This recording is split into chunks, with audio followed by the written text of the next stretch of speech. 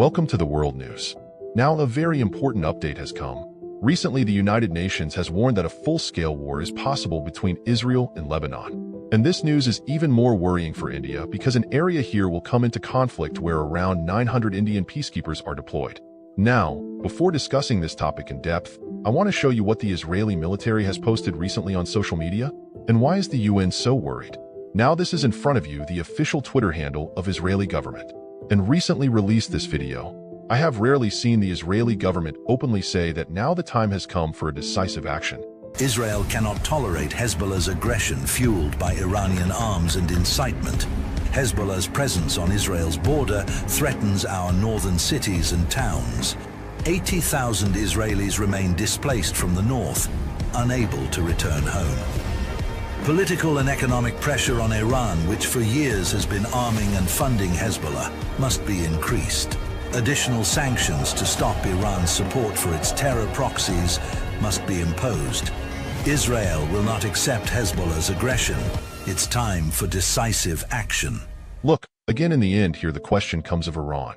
Iran's proxy Hezbollah, which you will find in Lebanon. You must be able to see it here. This is Lebanon, and there is a group in the south of Lebanon. It is very active, in the name of Hezbollah, and this group is constantly attacking Israel.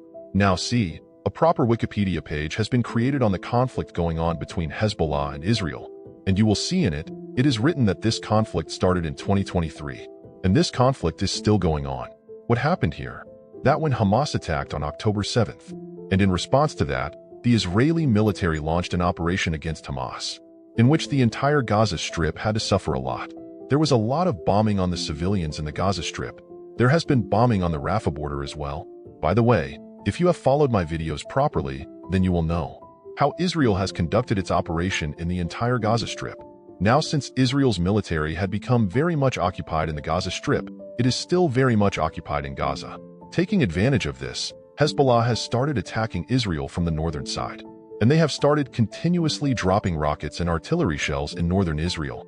The situation has become so bad that Israeli citizens are retreating from many Israeli settlements in northern Israel.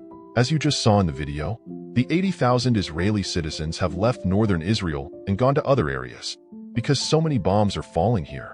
Hezbollah is constantly attacking Israel here, and the Israeli government has now started saying this officially.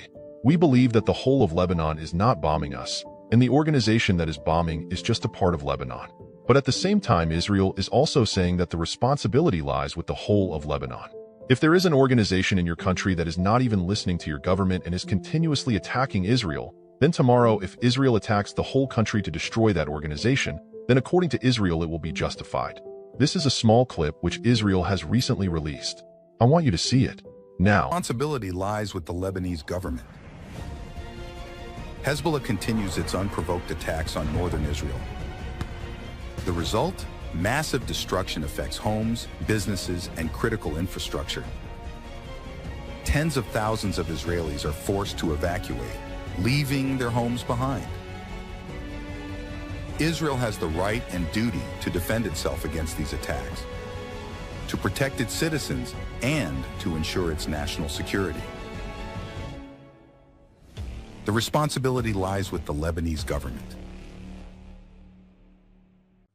After seeing all these messages of Israel, I can understand why the United Nations is giving a full-scale war warning. Now, if you ask from the Indian perspective, then look, the United Nations has a very large peacekeeping force. Do you know who has the biggest contribution in that peacekeeping force? Nepal. Recently, Nepal has overtaken India in providing soldiers to the UN peacekeeping force. Now India comes second. But thousands of UN peacekeepers from India are deployed all over the world today, be it African countries or the Middle East. Wherever peace has to be maintained, where the international border is not fixed, these peacekeepers are deployed there. Now here you will say, wait, is there no international border between Israel and Lebanon? The answer to this is no. The thing that exists between Israel and Lebanon is called the Blue Line. Now how was this blue line formed between Israel and Lebanon? Why did the United Nations peacekeeping force have to be deployed here? See, Israel had invaded Lebanon in 1978. This was the time when there was an internal civil war in Lebanon. Israel saw a good opportunity and occupied a very large part of Lebanon. Look, this is the map of today. Here is Israel, above is Lebanon. In the southern part of Lebanon, a large part of it was occupied by Israel, and Israel had said that we are doing all this to properly eliminate Hezbollah. Israel remained in Lebanon for a long time. In 2000, Israel called back its forces, and under the pressure of United Nations USA, and after that it was decided that a temporary border will be made between Lebanon and Israel. And the name of this border is the Blue Line. And to maintain the Blue Line, people of the United Nations peacekeeping forces are always deployed here. Now you will say here, if there is a blue line, UN troops are here. Then why is Hezbollah firing rockets? Look, if someone fires a rocket from above the border, UN troops cannot do anything about it. UN troops are not sitting with the S-500 missile defense system. UN troops can stop Hezbollah's army from trying to enter Israel, or Israel's army is trying to enter Lebanon. Blue Line can stop them. Apart from that, the Blue Line is largely useless in the rockets that are being fired right now. So look, our focus should be to prevent this war from spreading.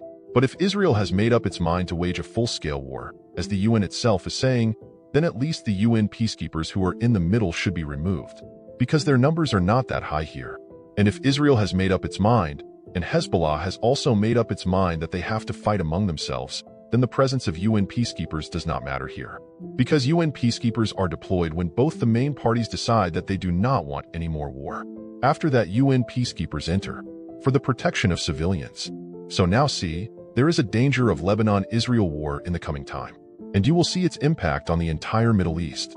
There is a possibility in that case that Iran also evolves. Iran has threatened Israel many times, that if Israel attacks Lebanon, to destroy Hezbollah. So in that case, Iran will evolve into a war against Israel. However, I will also say that Iran has given such warnings many times. In the past, it does not wage an actual war, but we have to see what happens in the coming few months. In the region, let me tell you, Middle East region, it is on a naive stage. Here only a spark is needed, and a big conflict can start here. And finally, I will ask you people a question. You all will answer this in the comments section. The question here is that Japan is planning to sign a key defense pact with which Asian country? Here are your options: India, Taiwan, Philippines, or Malaysia. Many articles have been published on this that this country and Japan hope to sign a mutual defense pact so that China's aggression can be countered. Answer in the comments section. Those who give the correct answer, I will give heart to their comments so that other people can understand what the correct answer is. And with this note, this is the end of video. Thanks for watching. And as I always say, may the God watch over you.